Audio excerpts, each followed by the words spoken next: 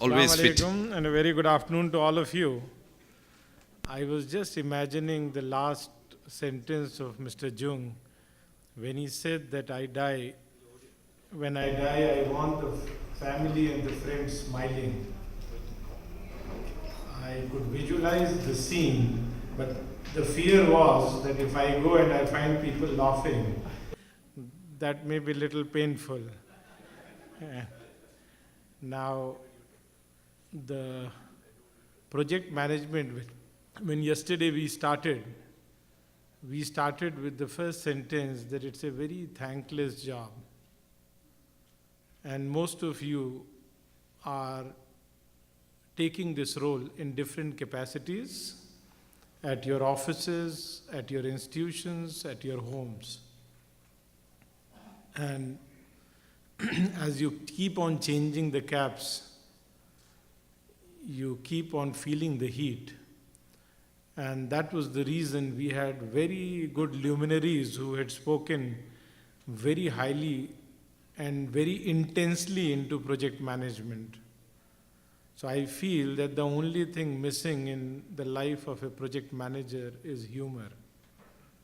What also you don't understand is that the person in the team who predicts the maximum cost and the time is actually the correct one, or who's near to the correct one. Everybody else turns out to be very wrong. They say that project can be estimated once it is finished. I'll be adding on to it. And I had requested yesterday my team that I would like to end my presentation on a high note. It appears they took it literally. So I'll be starting my presentation where my effort is that everybody has been talking about artificial intelligence and outsourcing. So I have practically outsourced my presentation.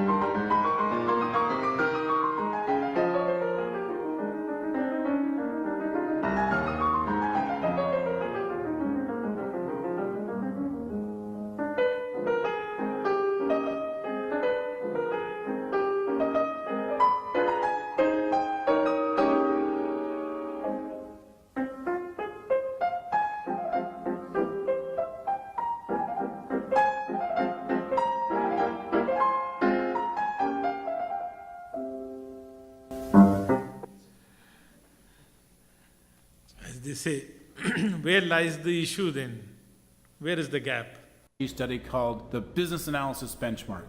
What this study found is that organizations with poor requirements definition and management capability, they take twice as long to achieve half the result, and they consume twice as much effort while doing it. What that means in reality is that the organization's management is really inefficient at getting stuff done because they're just expending so much more effort, at least as compared to a competitor that has great requirements, and they're getting, relatively speaking, twice as much for half as much in half the time. Those organizations that don't do requirements well lack momentum. They lack that ability to execute quickly. Do you know a company like that? So why do projects fail? Frankly, they lack momentum, and they lack great quality requirements to get that momentum. Think about it. And maybe renewed business momentum is just not that far away for your own. So any project which is not planned or poorly planned will end up taking at least 3 times the time and the cost which it has been planned. And assuming that it is well planned, you can rest assured it will cost at least twice. Project management could be said to be a science and an art of accomplishing goals, completing tasks, successfully completing the project on time, scope, and within budget. Project management is carried out by the application of methods, tactics, skills, leadership, and everything you've got, making sure you're focused, rugged, dogged, and any other valuable abilities. Project management is both a science and an art. It includes scope management, risk management, schedule management, budgeting, and the art of communicating. It's not only when we say science and art, it is also a craft, because at the end of the day, you need to get it done from the resources of the people who are with you. If you're able to build positive relationships with your customers, they'll keep coming back. However, despite your best efforts, things can sometimes go wrong. Can you still maintain rapport with unhappy customers? Yes, you can. The key is in how you communicate with them. Here are some ways to make your customer feel better. The first way is to reiterate his views to show that you understand. For example, you can say, "You're right, we didn't deliver the samples last week." Follow up with something like this: "I'll make a call now to have them delivered today." The second way is to let him tell you what he needs before suggesting a solution. For example, you can say, "I have another idea to help you get the samples by tomorrow." For the third method, present the pros and cons. For example, you can say, "That's right, if you receive the samples tomorrow, you can meet the deadline. But if you could give us one more day, it will make a big difference to the sample quality and it won't affect the timeline too much." If you're able to attend to unhappy customers well, you'll be able to continue your relationships with them. If you want to get the best results from your subordinates, you need to be assertive. Assertiveness is not about bulldozing your way through while disregarding people's feelings. How then can you express your views honestly and yet be respectful? Explain to your team members why you need them to do certain things and how they would help the organization. Be open to other people's suggestions. And always accept responsibility for your decisions.